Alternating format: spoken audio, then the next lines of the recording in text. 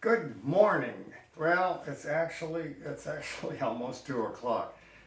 This is the first, or actually the second episode of Al's excellent adventure at True North. It's the first one that I've done here, and it's a problem because this is way too much difficult for me to do. But I'm going to forge ahead and see how it works.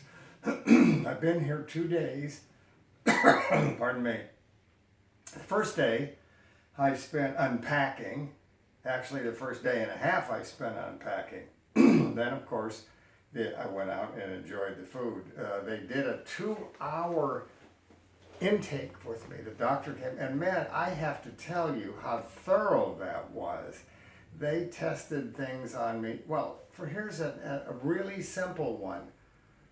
I have been in El Dorado Hills for 23 years now. I don't know how long I've been a Kaiser. I think maybe since 75. I'm not sure. But they have never measured how tall I am. And they say, how tall are you? They ask me and I tell them 5'11". Well, I'm not 5'11".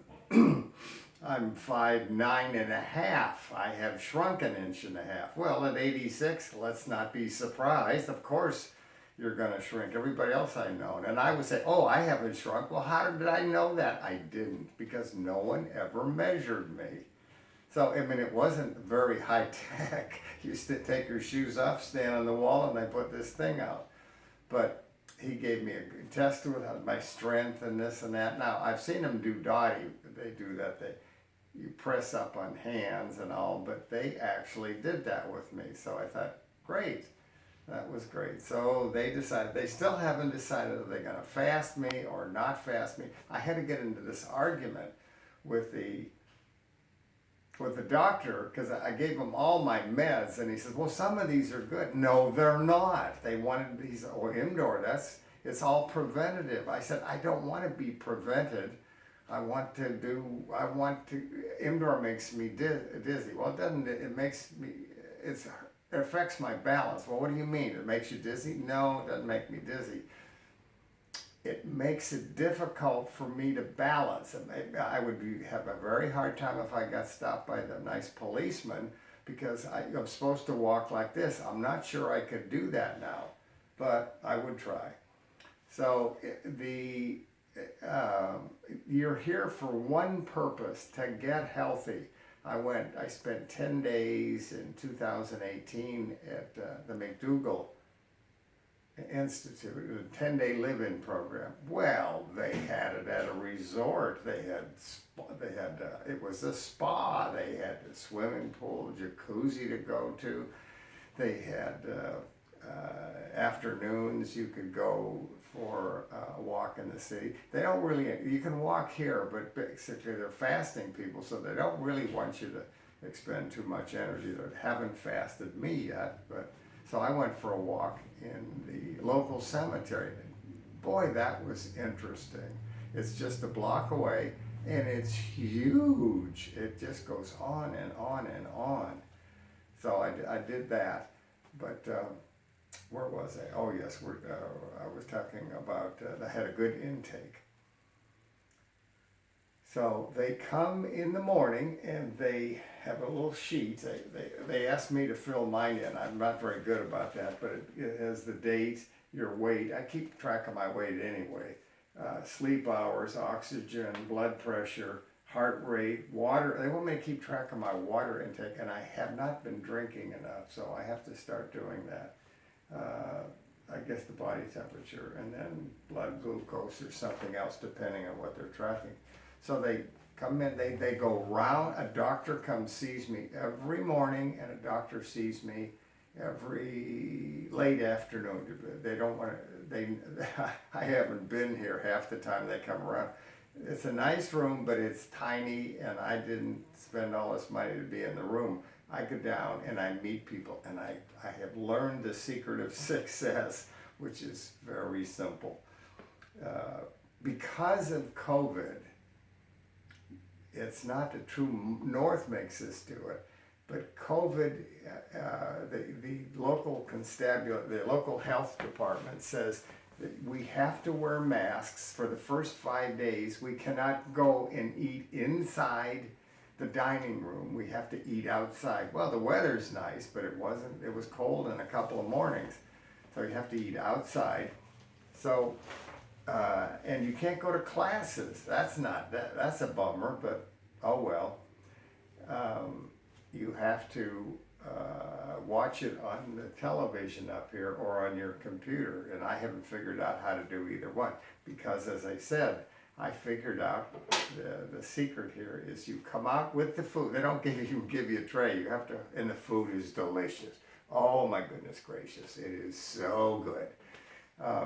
I take pictures of it to send to Dottie, and I'm thinking, what is she going to do with the picture of this? But it was pea soup and yams rather than beans or ham. And oh my goodness, was it good. So I'm going to, next time she makes pea soup, I'm going to cut up some sweet potato yams and just throw them in there. Oh, it was so good. And of course, I pig out on it. I eat all it. You can eat all you want. So anyway, they did the intake on me, and they're going to decide. Then they said, well, we will wait. And that was I got here on a Tuesday, and I got introduced, and I got shown around, and I had to wait in my, heels until they take you in and show you what your room number is and all.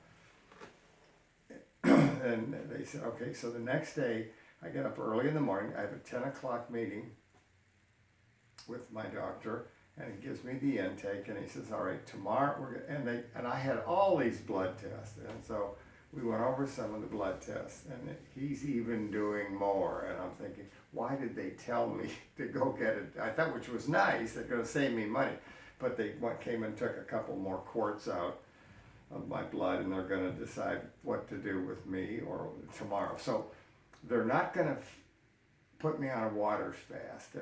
They don't know quite what they're going to do. Is it a full-time juice fast? Is it a partial? They evidently have all these different programs. So back to what I discovered. I've been teasing you with that one. What I discovered was if you walk out with your food and there's all these tables in the courtyard, you see somebody over there say, can I sit with you? And are they going to say no? Of course they're going to say yes. So you go sit with them, and then they tell you their story. You encourage them a little bit. Where are you from? You say all the standard questions. Where are you from? Why did you come here? How long have you been here? How long are you staying? What program are you on? And then they tell you, and it's kind of fun. And the first person I met was a lady named Joy. She's from Paso Robles, California, which is used to be just up the street a bit from Santa Barbara where I live. So I'm very familiar with the town. It's a college town, and I spent a little bit of time in there, not a whole lot, but it's a cute little town. And she's actually from Templeton, which if you're not from California, you have no idea where Templeton is, but I did. And she has a group there, and it's a potluck group, because she can't find a restaurant. We are blessed in Sacramento. We have at least 2 different restaurants that we've started support groups at, and that's a nice place. We don't have to meet. She has her meetings in a church, and everybody brings the food, and it's a good way to start. So I met her, and her name is Joy, bless her heart, and I'll see if I can figure out how to put her picture on there. But one of the things that in the food, they make homemade salad dressing, and they have 3 different kinds out all the time, but they vary the 3 different kinds. I think they make a huge pot of it, and then as soon as that's gone, they'll make a pot of a different kind. But she came out one time, and they had big bowls of fresh fruit, of course. And so she brings the fruit out, and she has all this, what is that on top of there? Oh, that's an orange something dressing. Whoa, and I said, give me a taste. So I did, and so I went back in and got a big bowl of fruit and put all that on it. So I learned something from her. So that was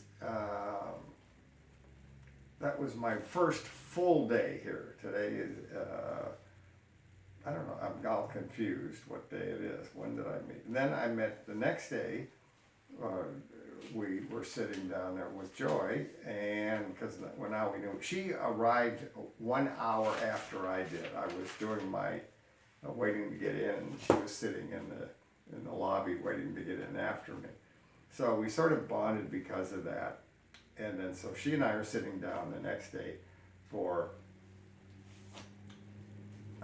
lunch or some meal, and we meet our friend Andrea. Now Andrea is just a ball of fire. She is just full of energy, and this is the second time she's been here, and both times she came for, she calls it female problems. It's endometriosis, I believe, and something else, and some sort of fibrous thing. And so she came, went on a water fast in 18, and it totally cured everything up. And she's just, oh my goodness. But it totally changed her life. She was full of pain, and it was a problem for her, and she had a lot of stress in her life. And she said, I came here, and after, she came here for a month as I'm coming here. And she said, after about 20 days, I did the fast. She came off the fast, and after you're fasting, they refeed you. And they start with giving you juices, and then they finally give you fruits and vegetables, and then finally harder and more durable food, I guess. I'm not an expert on this. So she said, I had this moment of clarity, and she's a very bright girl. She was in charge of running a school for delinquent boys and troubled boys and girls. She's a psychologist. I don't know if what her degree, what kind of PhD or MD or whatever it was. But she's just bright as heck and very articulate. So she has an interesting story. I wish I could get her to tell it on camera. But she's leaving, I think, tomorrow, I think.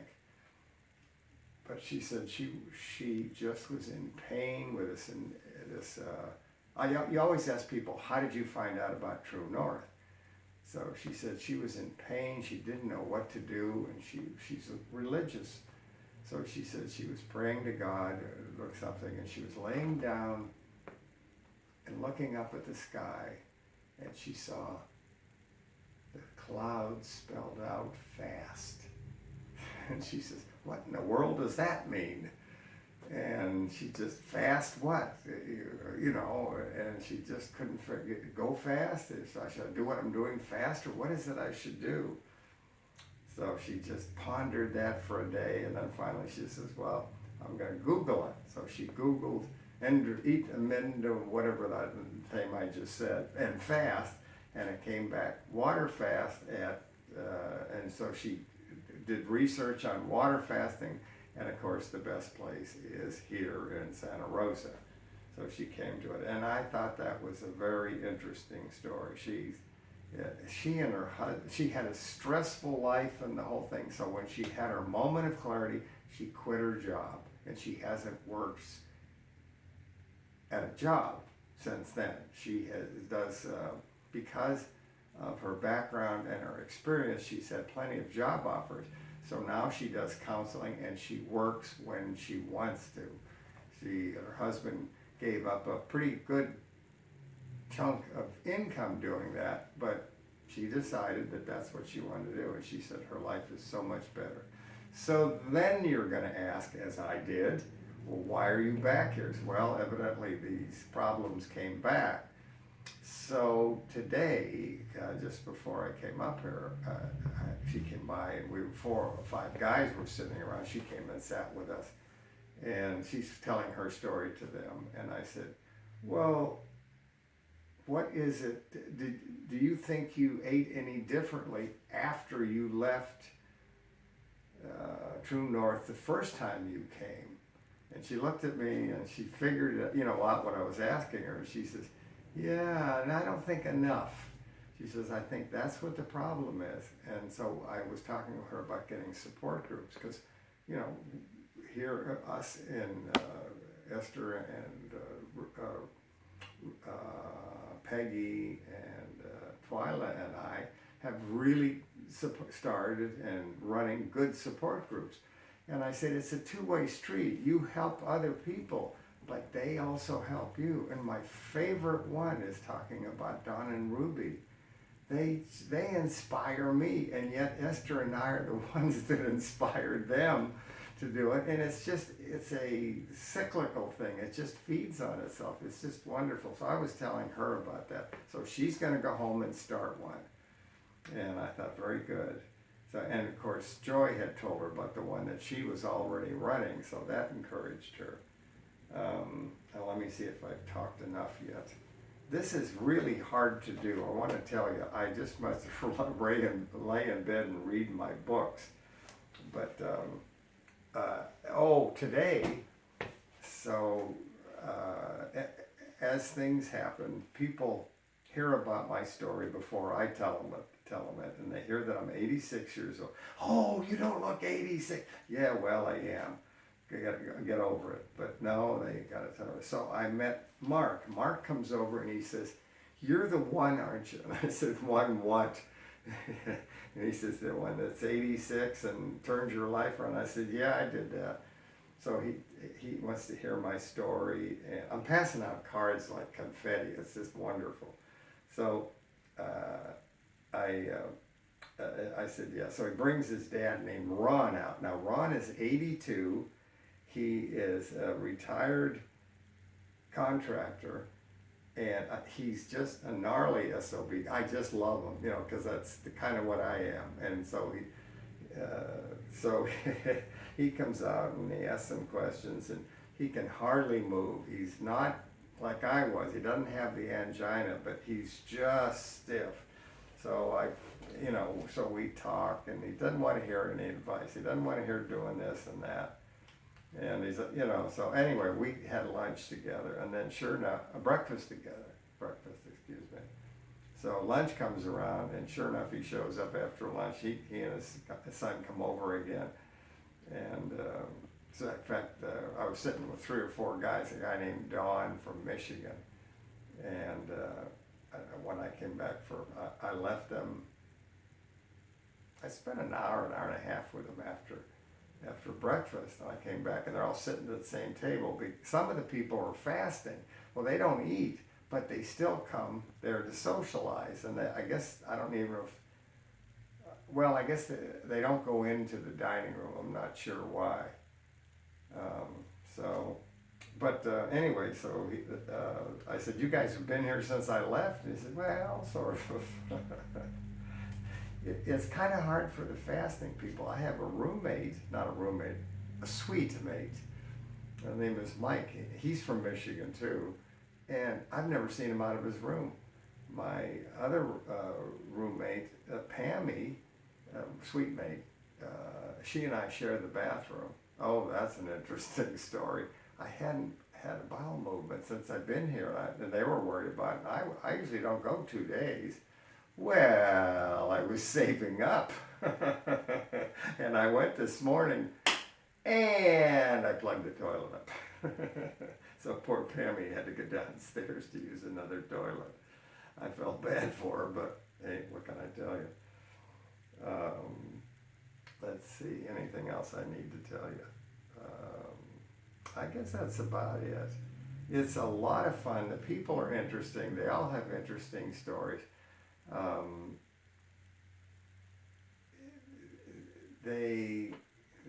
Some people I had a couple this morning that live out of a camper. Well, it's not a camper, it's a Mercedes-Benz, one of those big vans, and it's a beautiful thing. Oh, they're staying here in the rooms here.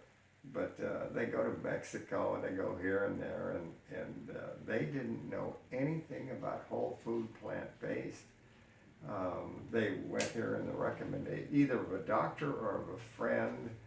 And it's interesting how people get here, and they're all in different stages of their journey. And I think, we'll see, my opinion now is that a lot of people are using the fasting to reset their appetite, their apostat, and their taste buds. I don't know that, and so many people here are not the first time. There are so many people. And I love my new buddy, Ron the Grouch. He's from Oregon, Portland, Oregon. And he says, why would you come here more than once? This is bad enough once. And it isn't exactly the way I feel, but it's pretty close. But it was like McDougal's. I went to McDougal's in 2017, and there were people that had been there 3 and 4 times. And I'm thinking, that's a lot of money to spend. McDougal's is more expensive than this because they're in a resort. You had fancy hotel you were staying in, and this is nothing fancy. In fact, I should get up and show around, show you the room. But it's adequate. That's all I ask. It's adequate. You're here for the treatment. You're not here for the food. You're not here for, and the food is superb. It is absolute. I have yet to taste anything that was just adequate. It's all really good. Of course, I like everything. Somebody was complaining about they were on a juice fast. No, they were done with their fasting and they were juicing. They were in that phase of it. Oh, I don't like celery. Oh, celery is bad. I thought, well, why did you come here? But I know people like that. So I think that's all I'm going to say for today. I'm going to see if I can post this. I may or may not be able to post pictures. It's just a lot of effort to do that. Well, you can see my work area. That's a work area. But it's satisfying. It's feeding the body as well as the soul. To meet all these people, they all want to be healthy. And the reasons they give are so interesting. They are just, I can really relate to my buddy Ron. He's afraid of dying. And I was talking about one of the things that affected me is I don't have the worry of having the heart attack, the elephant sit on my chest and the heart attack that takes me away. And he says, I never worry about that. And I said, well, you're either uninformed or stupid. But he's as bad as I am. He says, oh, here, Dal again, holding court. And I thought, yeah, that's sort of what I'm doing. But I like the guy. I like people that speak it like it. They think it is. Well, keep those cards and letters coming. I don't know if you guys are going to enjoy this or not, but I told people I was going to do it, and so now I'm doing it. So talk to you later.